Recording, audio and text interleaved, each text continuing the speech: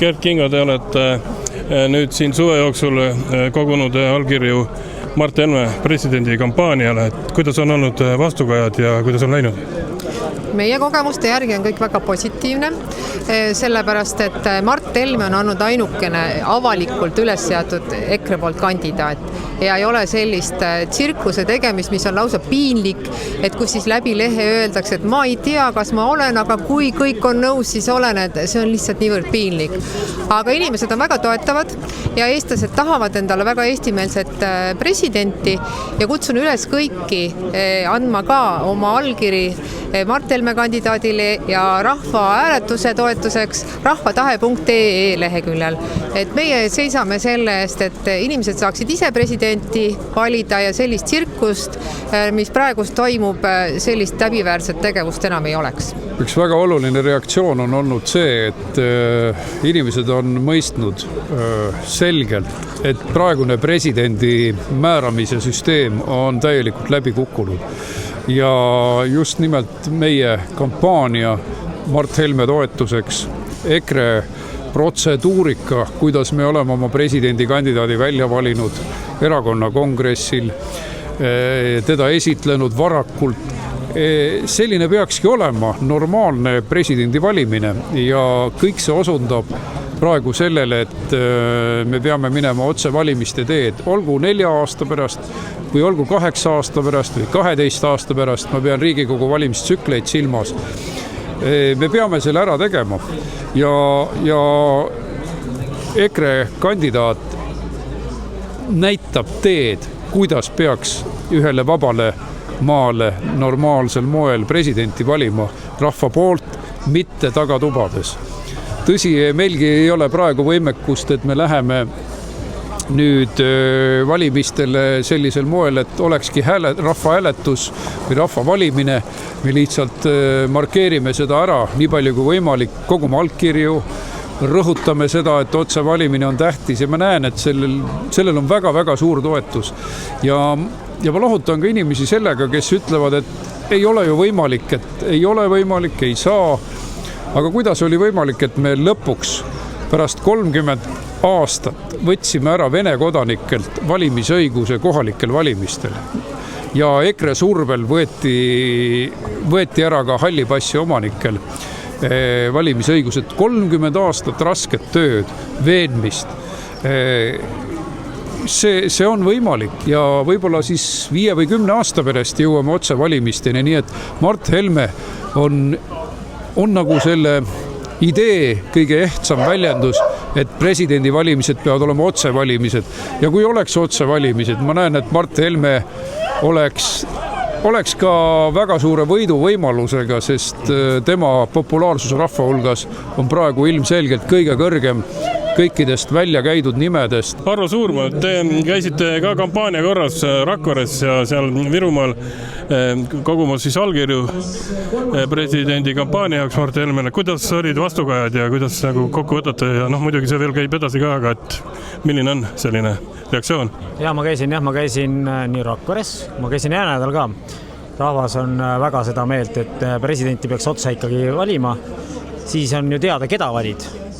Ja muidugi nagu meie Mart Helme paneme ju on meil presidendikandidaat, siis seda ju inimesed tunnevad, teda tunnevad. Et kohati olid lausa järjekorras inimesed, et nad muidugi oli ka midagi, nad räägisid ka, et miks just sellised valikud, mis neid nagu häirib, mis neid Eesti elus ja mis nad nagu just Mart Helmet ootavad? Mart Helmet nad ootavad kindlasti, et saaks ühtseks selle kõik, kogu meie Eesti, et täna nagu me teame, on ikkagi väga laiali kogu see majandus meil. Ja rahvas oli üldiselt, meie üle oli ikkagi õnnelik. Tegelikult on veel jäänud mõned nädalad, see klounaad, mis siin toimub, kuidas teie seal kokku võtate või mis siis praegu ümber presidendi valimiste laiemalt üldse on? See on nagu kino. Kokkuvõttes ei saagi aru, mis seal täpselt toimub praegu. Et enam aru ei saa, kes meil presidendiks saab või kes ei saa ja kuidas see üldse käib. Aga mõni nädal meil aega, lähete veel välja Rakveres või kuskil? Me läheme veel ühe korra Rakveres välja, kindlasti. EKRE on ainuke erakond, kellel on oma presidendikandidaat ja ka on ametlikult välja öeldud ja Mart Helmel on ka Riigikogus toetus olemas ja fraktsiooni näol. Nüüd kampaania osas laatadel käies inimesed tunnevad huvi, inimesed toetavad otsevalimisi ja otsevalimistega on siis rahval võimalik valida, kas ta valib Mart Helme või kellegi teise.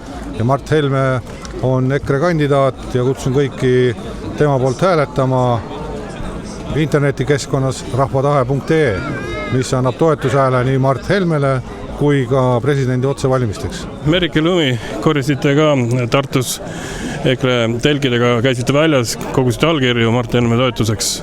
Millised olid teie tähelepanekud sellel kampaanial ja mis veel kestab tegelikult? Me oleme 5 korral väljas käinud, et üldiselt inimesed on väga-väga kõvasti Mardi poolt. Nad tahavad ikka, et Eestil oleks ikka Eesti president ja meie seisame ka sellest, et Eestil oleks Eesti president ja muidugi on ka neid olnud, kes on tahtnud isegi Martin Helmele anda allkirja, aga praegu me siiski korjame presidendi allkirju ja muidugi selleks, et oleks ka Riigikogu valimised otsevalimised. Väga paljud inimesed ikkagi tahavad, et rahvas valiks presidendi ja me oleme väga palju neid hääli kogunud. Aga viimane kord olime Tartu Varavara laadal ja seal oldi meie peale väga pahased, et eks me kaaperdame siis Tartu Vanavara laada, aga me kaaperdame, tuleme välja inimeste juurde ja mõni ütleb, et EKRE on igal pool. Jah, me oleme seal, kus on võimalik olla, EKRE on igal pool, EKRE on alati, kus on rahvas ja EKRE seisab alati sellest ja me seisame ka selle eest, et Martin Helme saaks Eesti Vabariigi peaminister, et see on rahvale eluliselt oluline. Rene Kokk, kuidas on läinud suvel Mart Helmele presidendi kampaania allkirjade kogumine ja mis selle kokku võtta?